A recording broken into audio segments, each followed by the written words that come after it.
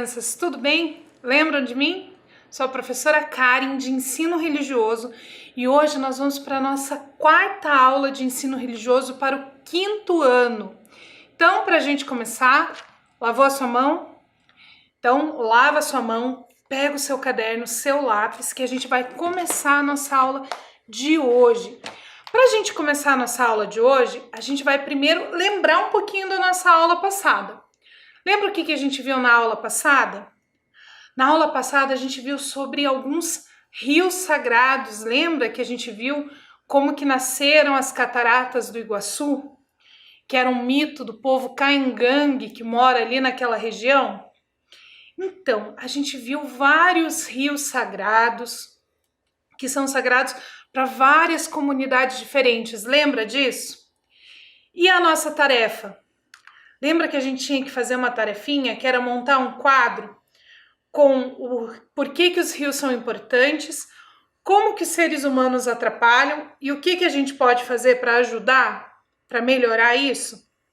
Então, pega lá o seu caderno e procura lá aonde você fez essa anotação.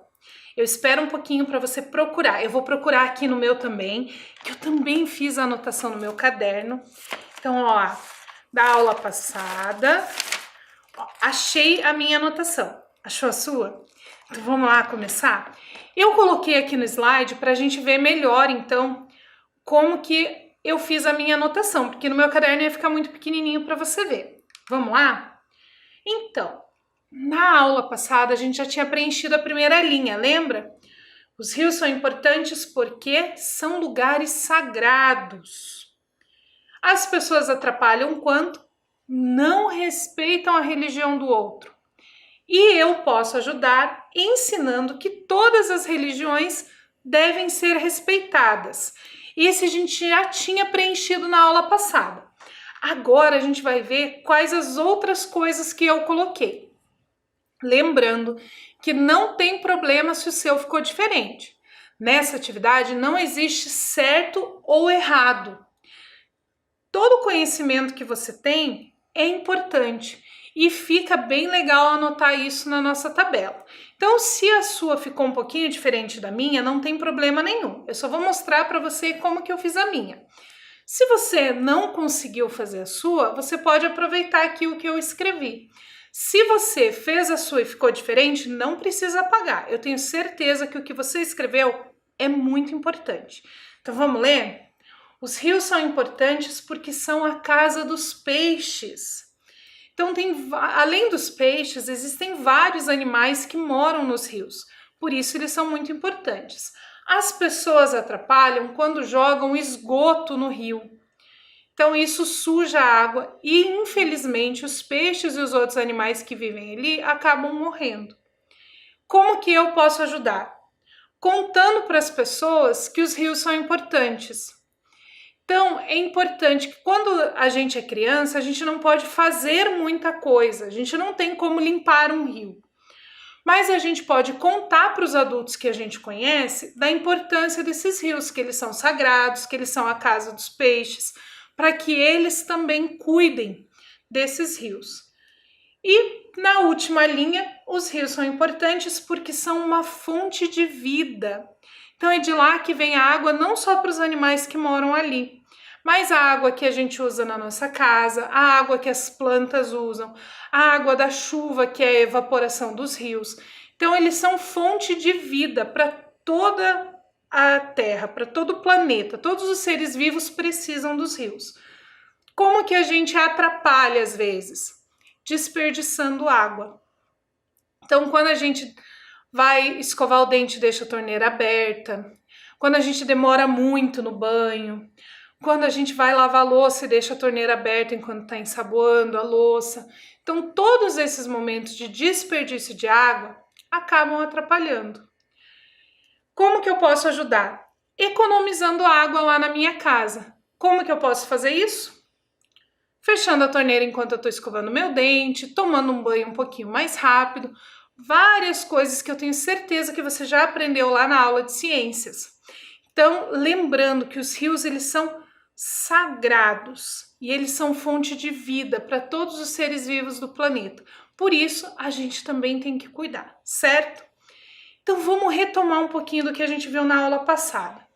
A gente viu o mito de surgimento das cataratas do Iguaçu. Depois, a gente viu os rios sagrados. Mas aí eu tenho uma pergunta para você.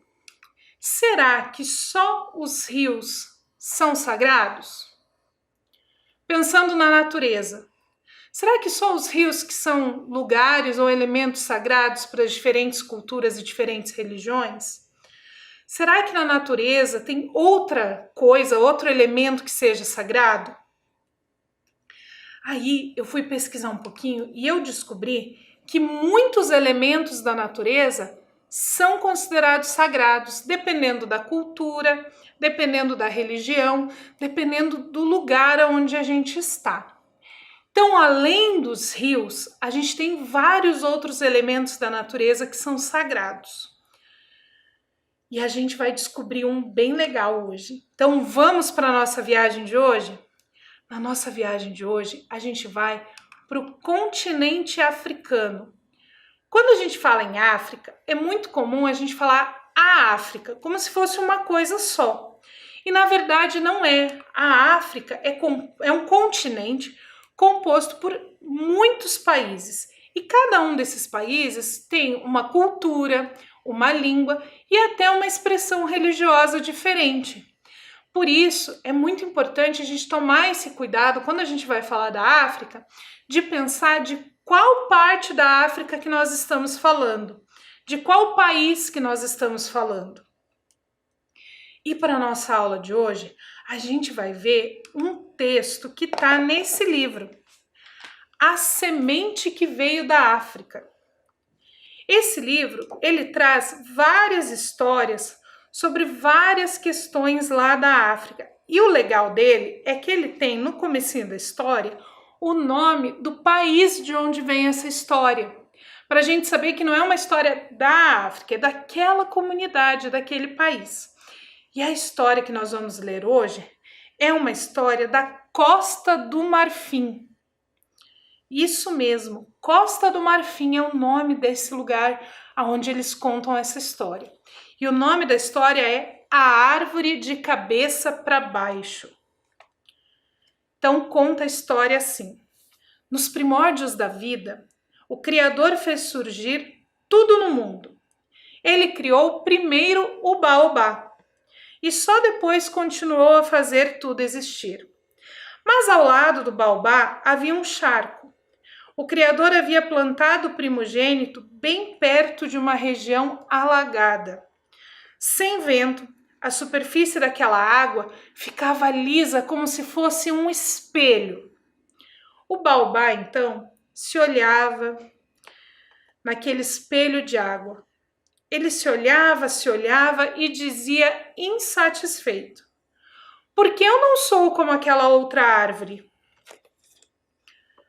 Ora, achava que podia ter os cabelos mais floridos, as folhas talvez um pouco maiores. O baobá então resolveu se queixar para o Criador, que escutou por 2 horas as suas reclamações. Entre uma queixa e outra, o Criador comentava: você é uma árvore bonita, eu gosto muito de você. Me deixe ir, eu preciso continuar o meu trabalho. Mas o baobá mostrava outra planta e perguntava: por que as suas flores não eram cheirosas? E a sua casca parecia mais a pele enrugada de uma tartaruga. E o Criador insistia: me deixe ir, para mim você é perfeito. Foi o primeiro a ser criado e por isso tem o que há de melhor em toda a criação. Mas o baobá implorava: me melhore aqui e um pouco mais ali. O Criador precisava fazer os homens e os outros seres da África, então ele saía andando. E o baobá o seguia onde quer que ele fosse, andando para lá e para cá. E é por isso que essa árvore existe por todo o continente africano. O baobá não deixava o Criador dormir. Continuava e continuava e continuava, sempre a implorar melhorias. justo a árvore que o Criador achava mais maravilhosa, pois não era parecida com nenhuma outra e ela nunca ficava satisfeita. Até que um dia o Criador foi ficando irritado, mas muito irritado, pois não tinha tempo para mais nada, ficou irado mesmo. E aí então se virou para o baobá e disse: "Não me amole mais, não encha mais a minha paciência. Pare de dizer que na sua vida falta isso e falta aquilo e cale-se agora." Foi então que o Criador agarrou o baobá, arrancou ele do chão e o plantou novamente. Só que dessa vez foi de ponta cabeça, para que ele ficasse com a boca calada. Isso explica por que a sua aparência é tão estranha. É como se as raízes ficassem em cima da copa. Parece uma árvore virada de ponta cabeça. Até hoje dizem que os galhos do baobá voltados para o alto parecem braços que continuam a se queixar e a implorar melhorias para o Criador. E o Criador, ao olhar para o baobá, enxerga toda a África. Então essa história que está nesse livro aqui, A Semente que Veio da África, conta pra gente por que o baobá tem aquela aparência, que ele é uma árvore que foi plantada de ponta cabeça. Mas você já viu um baobá? Sabe como que é essa árvore que parece estar de ponta cabeça? Então eu trouxe aqui pra gente duas fotos de dois baobás diferentes para a gente ver como que são então esses galhos que parecem raízes. Então esse é o baobá. A gente tem duas árvores aí com esses galhos que parecem, na verdade, raízes. É como se ele realmente estivesse de ponta cabeça. E o baobá, apesar de ele ter essa aparência esquisita, ele é uma árvore que dá frutos. Então essa é a fruta do baobá. Ele é uma árvore que dá frutos e ele tem essa aparência meio esquisita. Mas, mesmo assim, a gente pode encontrar o baobá em várias regiões da África. E ele é uma árvore muito importante, tanto para a questão religiosa quanto para o desenvolvimento local. E agora, pensando aqui, o baobá então é uma árvore especial, uma árvore sagrada. Será que existem outras árvores sagradas? Será que outras religiões têm alguma história sobre alguma árvore? Será que existem árvores sagradas em outras culturas? Vamos conhecer então algumas árvores sagradas de culturas diferentes? Então agora a gente vai ver várias árvores de várias culturas diferentes, para a gente ver um pouquinho sobre essas árvores especiais para diferentes culturas.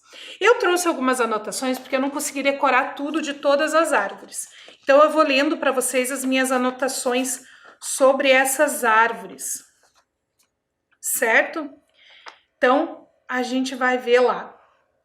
A primeira árvore é o carvalho dos celtas.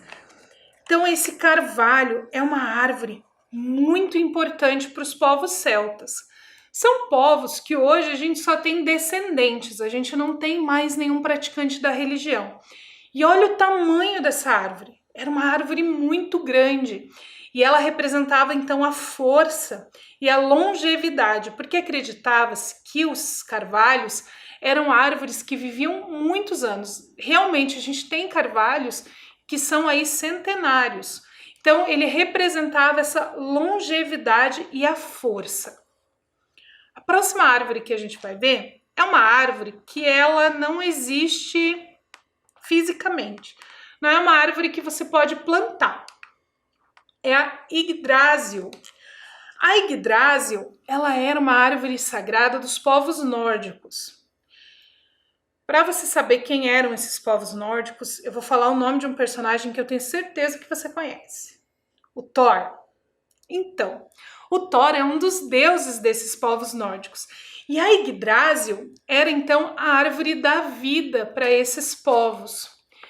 São povos que também hoje a gente só tem os descendentes, né? A gente não tem mais nenhuma comunidade que siga essa religião do Thor, do Odin.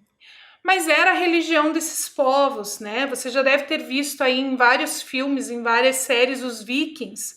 Os vikings seguiam essa religião. E a Yggdrasil é essa árvore da vida. Ela também representa essa ligação entre o mundo dos deuses e o mundo dos homens.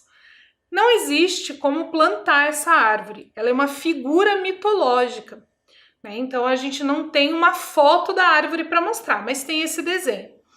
É muito comum a gente ver esse desenho em várias tatuagens, camisetas, em várias bijuterias. É um desenho bem comum e muitas vezes a gente não sabe o que é esse desenho. Então, a Yggdrasil é essa árvore sagrada dos povos nórdicos. A próxima árvore que a gente vai ver é a da nossa história, que é o baobá. Ela é sagrada para vários povos do continente africano. E em cada um desses povos, ela vai adquirir, então, um significado diferente. Nessa foto que a gente tem nesse slide, dá para ver o tamanho do baobá perto das pessoas. Então, realmente, o baobá é uma árvore muito, muito, muito grande e muito importante. Tem várias histórias sobre os baobás. A outra árvore que a gente vai ver também é uma árvore que a gente não tem foto, que a gente não tem como plantar. Ela aparece na Bíblia e na Torá, que são os livros sagrados dos cristãos e dos judeus. A árvore da vida é aquela árvore que ficava lá no Jardim do Éden, que Deus falou que Adão e Eva não podiam comer o fruto daquela árvore e eles acabaram comendo. Em várias histórias, esse fruto é representado por uma maçã, mas a Bíblia não diz que fruta era essa. A Bíblia só fala que era o fruto do conhecimento. Então a gente não tem uma foto dessa árvore e não tem como saber qual era a espécie dessa árvore. Então essa árvore ela também aparece nesses textos religiosos, ela é uma árvore sagrada, fica lá no Jardim do Éden, mas a gente não tem como ver uma foto dessa árvore para saber como que ela realmente era. Fica só na nossa imaginação. A outra árvore sagrada que a gente tem aqui, ela é uma árvore diferente. Ela é a piteira. Ela era uma árvore sagrada dos povos astecas. E os xamãs astecas se alimentavam então dessa árvore. Dessa árvore eles faziam uma bebida que eles tomavam e eles comiam também essas folhas. Então ela é uma árvore muito sagrada para esses povos astecas. Para os povos colombianos, nós temos a virola. A virola, ela também é usada em alguns rituais. Só que o que é usado nesses rituais é o pozinho da casca. Então, com a casca da virola, eles fazem um pozinho que é usado em vários rituais importantes lá que acontecem na Colômbia.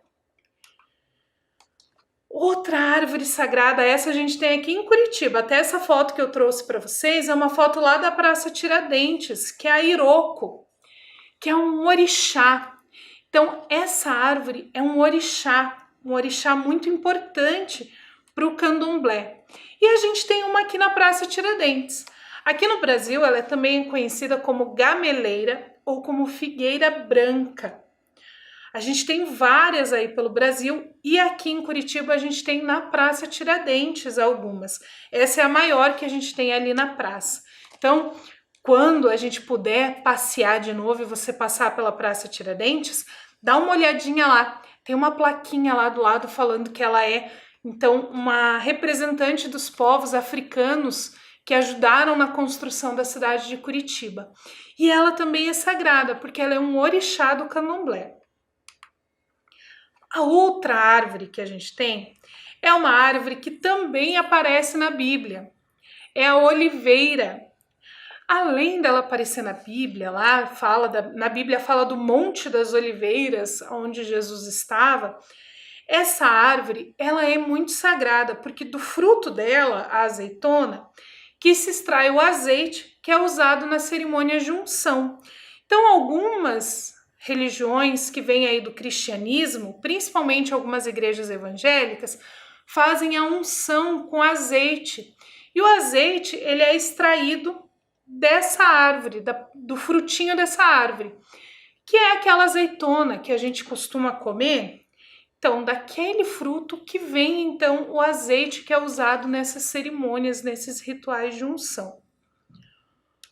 A outra árvore que a gente tem, ela é sagrada para os orientais.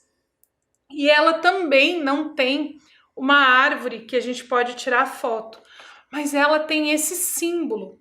O nome dessa árvore é Wang ou Wang, dependendo de como você pronuncia. E você viu ali que ela tem 3 linhas horizontais e uma vertical? Ela representa a ligação entre o homem e a terra e o espírito. Então são esses 3 elementos que constituem então essa pessoa, esse homem. Por isso ela é muito sagrada. E a última árvore que a gente vai ver é a Samaúma. A Samaúma é uma árvore sagrada para os ticunas. Aqui na foto nem aparece ela inteira, só aparece um pedacinho do tronco dela. Tá vendo que tem uma pessoa ali do lado? Então você imagina o tamanho dessa árvore. Ela é uma árvore imensa e os ticunas acreditam que foi essa árvore que deu origem a tudo no mundo. Então foi a partir dessa árvore que tudo no planeta Terra foi criado. Por isso ela é uma árvore sagrada. Ela faz parte então dos mitos de criação dos povos ticunas. Puxa, quantas árvores, né? Muitas árvores sagradas, e isso que a gente só viu um pouquinho do que tem de árvore sagrada no mundo. O mundo tem inúmeras árvores que são consideradas sagradas para diferentes povos e por diferentes razões. A gente viu ali que algumas árvores são sagradas porque dela é extraído um elemento importante para um ritual, como é o caso da oliveira e da virola. Outra que servia de alimento, então, para os líderes religiosos, que é o caso da piteira. E outras que fazem parte do mito de criação ou desses elementos que ligam o ser humano com o mundo espiritual. Todas essas árvores são sagradas. E as que existem no planeta Terra, assim como toda a natureza, precisam ser preservadas. E é muito importante que a gente que sabe dessas coisas ajude nessa preservação, ajude a cuidar das árvores e das plantas como um todo, de toda a natureza. Porque elas fazem parte da nossa vida e agora a gente viu que fazem parte também da religião. Da nossa ou da de outra pessoa, não importa. O que importa é que todos nós devemos ajudar na preservação desses elementos, certo? Então agora a gente vai relembrar um pouquinho da história que a gente leu. A gente viu várias árvores sagradas, muitas, né? A história que a gente leu, ela fala sobre a criação do baobá, uma árvore sagrada, lá para aquele povo da Costa do Marfim. Nós vimos também que diferentes culturas e diferentes religiões possuem várias representações de árvores, ou árvores sagradas, ou árvores que fornecem um elemento sagrado para algum rito ou para alguma cerimônia, certo? Então vamos pensar agora, recapitular um pouquinho do que a gente viu nas aulas passadas, que a gente viu sobre os mitos de origem, os mitos de criação em todas as nossas aulas. Então vamos lembrar? Na aula 1, a gente viu um mito de criação dos deuses. Aquela história como nascem os deuses da Grécia, lembra? A gente viu como que nasceu uma deusa, que ela era muito forte. Então foi um mito de origem de uma deusa. Na aula 2, nós vimos um mito de origem de um país. Lembra que a gente viu o mito de origem do Japão? Como que esse país surgiu? Foi bem legal, né? Na terceira aula, a gente viu um mito de nascimento, um mito de origem de um rio. Então, como nasceu as cataratas do Iguaçu? Foi aquele mito caingangue que nós vimos na aula número 3. E na aula de hoje, nós vimos como nasce uma árvore, um mito de origem de uma árvore, que foi a história do baobá, lá da Costa do Marfim. Então, durante essas nossas 4 aulas, nós vimos mitos de origem de diferentes povos, de diferentes culturas e de origem de diferentes elementos. Nós vimos os mitos de criação e aprendemos muito com eles. E vimos que muitas vezes um mito de origem, um mito de criação, lá do outro lado do mundo, tem relação com a nossa vida, com o nosso dia a dia. E às vezes a gente nem sabe disso, a gente nem faz essas relações. Por isso que é muito legal a gente conhecer esses mitos, conhecer essas culturas, conhecer esses povos, para que a gente possa fazer essas relações e compreender um pouquinho melhor coisas do nosso dia a dia, coisas que aparecem lá no nosso cotidiano. Então agora eu vou convidar você a pegar o seu caderno, lembra lá o nosso caderno, onde a gente está anotando tudo? Pega o seu caderno, seu lápis ou a sua caneta, o que você está usando para anotar, ou as suas folhas, para a gente poder então começar a nossa anotação da aula de hoje. Vamos lá? Então, para a nossa tarefa, você vai anotar lá no seu caderno uma história ou um mito de origem. Então, você vai pensar aí se você lembra de alguma história, se você conhece algum texto religioso, da religião que a sua família frequenta, ou se você lembra de algum que você aprendeu na escola, de algum que você viu em algum filme, alguma história que conte a origem de alguma coisa. Pode ser um mito de criação do mundo, pode ser de criação de um elemento específico. Se você não conhece nenhuma história, não tem problema. Você pode criar uma história. Então você pode inventar uma história que conte a origem de alguma coisa. E você vai anotar essa história no seu caderno. E na semana que vem a gente volta para ver então esses mitos, para ver essas histórias, esses textos aí que você escreveu no seu caderno.